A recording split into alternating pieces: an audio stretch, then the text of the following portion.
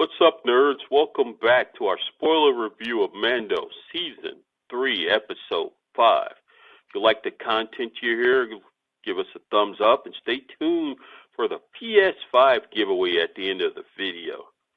So I'll start this off. What the fuck? This was a great episode. Great. The callbacks,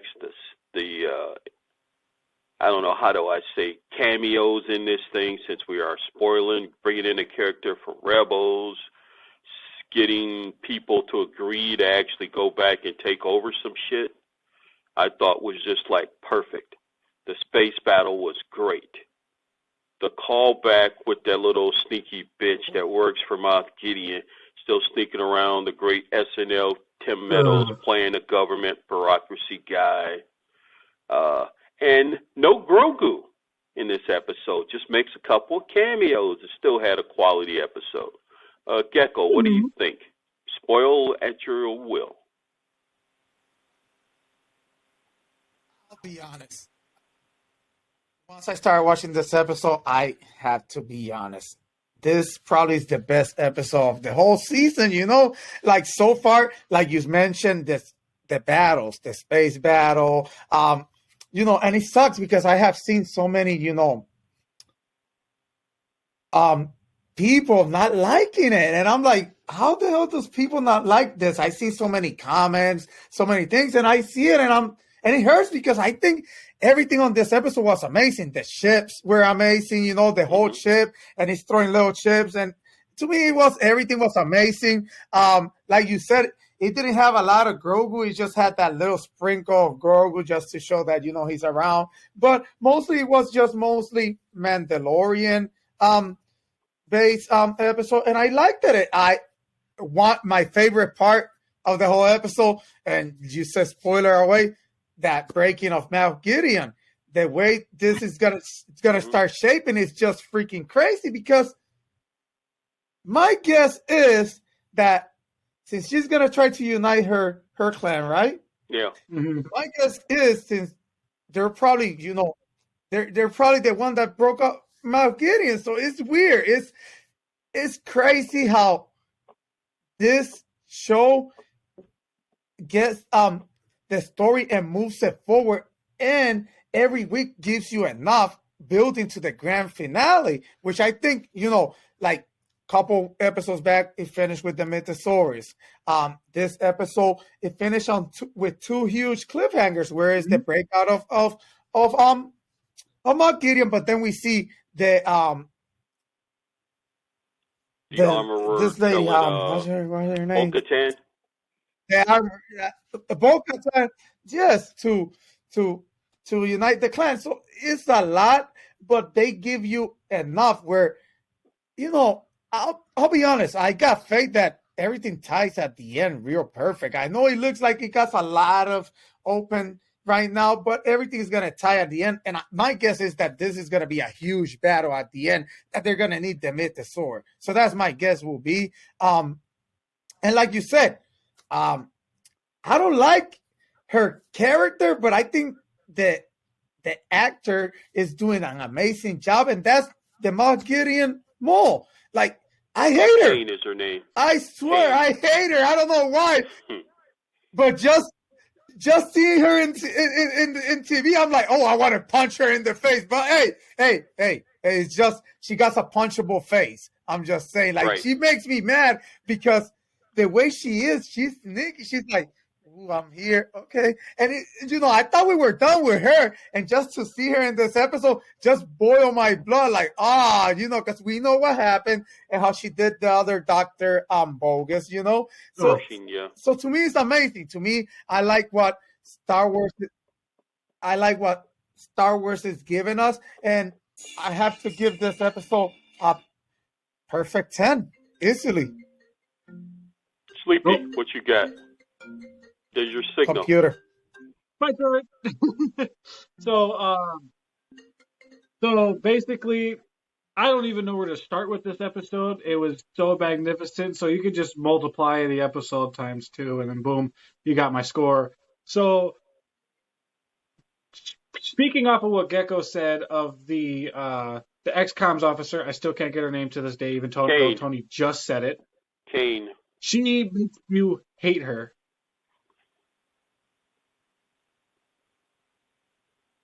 I'll get back to that later. I'm a little slow. So her and the way she's so sneaky, just the way she walks in a room, you know she's about to manipulate the fuck out of a situation. She probably is really close to Moff Gideon at this point, because if she's going up this high end, this is how we start seeing the takeover of the First Strike. And it's just so blatantly obvious in front of our eyes that other people don't see how easy it is and how stupid the Republic is right now. The pirate battle, God tier. I'm sorry, there wasn't a moment I wasn't entertained in that entire sequence. The armorer straight knocking dudes out with her tools, aka her weapons. It's insane. I loved every aspect of this episode. There wasn't a moment that I was confused by, except for the Moff Gideon part. That part was so good. And we haven't even spoke of the fact that the armorer told Bo-Katan to take off her helmet. Right. And she was just like, huh? It's just like, do you respect me or not? Take off your damn helmet. Like, I don't, like Gecko said, I don't see the complaints. Perfect episode all around. I don't know how they can top this, but we know they will, as they always do. One of the complaints of Screen Crush is that you ended the season 2 on a perfect cliffhanger with Grogu going with Luke, and yet you started this episode, they're together. A lot of people did not watch Boba Fett. And if you didn't watch Boba Fett, you don't know how they got back together. Sure. And he's saying that whole sequence should have been episode 1 of this season. And a lot of people don't want to invest in Obi-Wan, don't want to invest in Boba Fett, don't want to invest in the Bad Batch, because the Bad Batch gets no ratings whatsoever. So a lot of people, Andor did not get great ratings. So a lot of people only tune in for Mandalorian. And so a lot of people, to start the season, didn't know what happened. And I don't know why. They've done nothing but give us great Star Wars content, especially Andor. If you go back and watch our videos on the channel, Andor was fucking perfect. But a lot of people don't want to invest. Andor was amazing. People just want to come in, binge the 8 episodes, and then go away. And they don't want to take the time to invest. And also, there's a lot of stuff that happens in the comics and the video games that now everything is canon and ties in. Unless you're a true disciple nerd, you don't want to take the time to follow it. Like Marvel and DC run into those same problems where if you're not a true comic book reader or follow the video games and stuff, you have no idea who these characters are if you're just a casual. And that sort of hurts all nerd properties. And when you retell a story, we already know how this ends because those that watch the movies have seen episode 9. We're just trying to show you how we get from episode 6 to episode 7. Some people want to invest in that, some people don't. They just want to see Grogu, he's cute, they want to see a few Jedi, and we're good. And I wonder, will that affect the Ahsoka show, which is going to have all kinds of deep cuts from the Clone Wars cartoon as well as the Rebels cartoon, as well as the Legend stuff. And that's going to be really heavy, deep stuff if you haven't read or played a video game or anything. So I think that's where most of the complaints come from and where the low ratings come from. But if you do love Star Wars, to me, this is the show that should have got you back in. Andor deals with the politics. The Bad Batch is the beginning of the clone saga of the Emperor. This show will tie in. I love this show. I love the fact that they brought in Zeb from Rebels to make a cameo.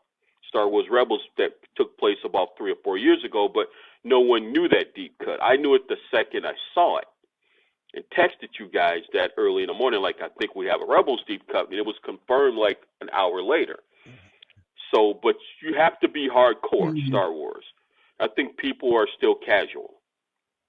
But I love this show. I agree. I give it a 10 this episode.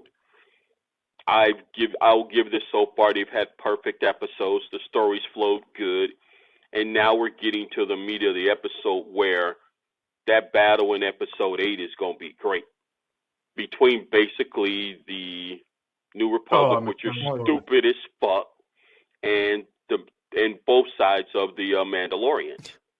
Because let's talk about the New Republic since you brought it up. Why the fuck would you get rid of 90% of your military? So if you take your military from 100% to 10, how are you going to defend Navarro and any other system? We know through comics and canon. So I have a theory on that. What's your theory? I have a theory on what you just asked. What if it's the first order pulling the strings behind? They went so high up, now they're pulling the strings up there to decommission so they can just easily... Because we see them in all high levels of positions everywhere now. No, a lot of people... Someone's letting it get past them. A lot of people supported the Empire. No, but... No. Seriously, a lot of people love the Empire, supported the Empire. The pirates worked with the Empire because the Empire, which became the First Order, didn't mind those guys taking out all these other planets and keeping them in check. And remember, a lot of people like the Nazis. A lot of people like Russia. A lot of people like living in these authoritarian countries in the Muslim worlds because everything's taken care of. A lot of people don't mind that. You saw it during the Dr. Pershing episode. A lot of those rich people didn't mind that the Empire was there because it kept all the poor people in check and it kept the rich protected citizens of the galaxy in their place. All they had to do was show up and pay money, which they didn't mind paying for, and you keep those poor people down there. That's why, remember in Andor, you have the elites on top, and then you go 30 levels below to where our favorite simp lived with his mom. A lot of people like that. So that's how it was easy. If you read the legend stuff, I haven't read it all, they funded the First Order. Those same people who funded the Empire because they wanted them to come back. And it was easy for the Empire to go to the Outer Rim, just wait for them to decommission all the ships, and then come back and sneak right in. So they basically set themselves up for failure on their stupidity, thinking that everybody wanted peace. So you were going to say something, Gecko? I just think that once you see it, like you kind of explain everything that, some people, like you said, even though to us it looks like, oh, damn, that's bad, they liked it that, like you said, some people did, supported the Nazis. Some people, and it's messed up, but that's part of how it was, just because, we watched the story, so we're in the good guy's side. But, when you think about it, if you're living in let's say you're living in that situation, which side would you choose? Remember, you're not the big guy up here. You're not Darth Vader or Palpatine or nothing like that. You're human. It's basically like, like how we got the whole Republicans and Democrat. It's basically like a choice. Just that over here, you just got like a communist. Is it?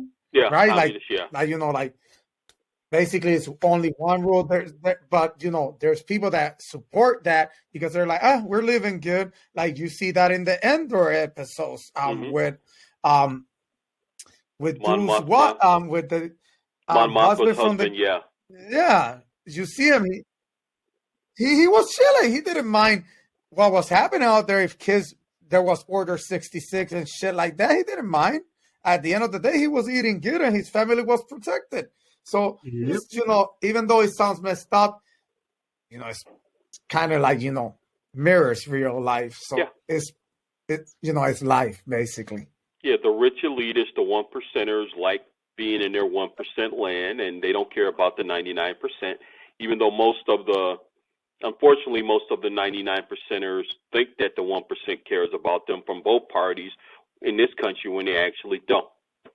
They just want to do whatever they want to do.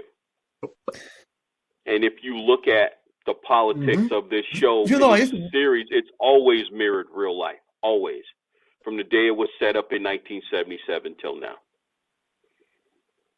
So I just think this was a great episode. It tells you everything you need to know about modern day politics, especially in the country we live in. And the interesting fact that we were going to do a top 5 for this episode, but it's kind of short. So pick one scene that is your favorite from this episode.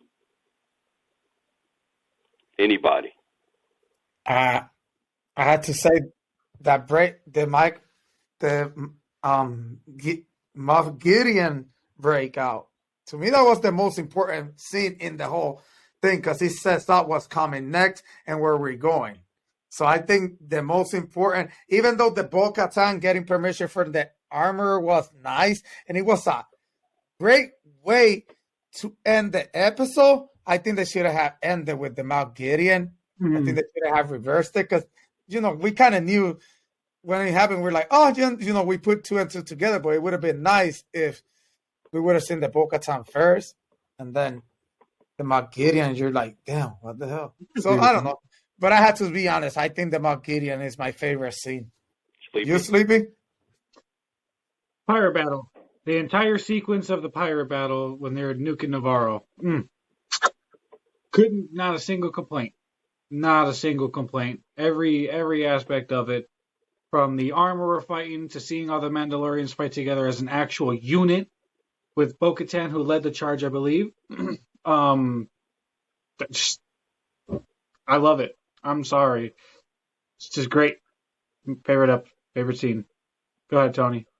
I'm going with Kane being the little snitch bitch that she is, the double spy. How did she know he would show up and actually report that we need help? How did she know what to say, when to say? Well, they decided not to join the New Republic. We need to teach them a lesson. She knew fucking everything. She is the perfect plant. She knows more, and they're not showing her true thing in this. I think she's actually running that department, and I think they don't see it, but she has, and I think an entire army of spies planted throughout that division, and no one knows. So I just give it to Kane. I believe it because we had all those cops, right? Because her being there was just perfect. All those cops in the beginning that arrested Kirsten. Yeah, and they just let her go. She just happened to turn it in. She just happened to torture Pershing, and now she happens to be there at the exact time when he shows up because she knew the attack was going to happen. Because they're all working together. This is part of Moff Gideon's plan. Him escaping, him getting his troopers, him getting the pirates to magically attack and to bring out the Mandalorians and all of that. So this is just perfect timing. So we'll wrap it up here. If you like the content you're seeing here, leave a comment, give it a thumbs up, and if you comment on it at 5,000 subscribers, you'll be entered a chance to get a PS5 giveaway. This is the way. This is the way. This is the way.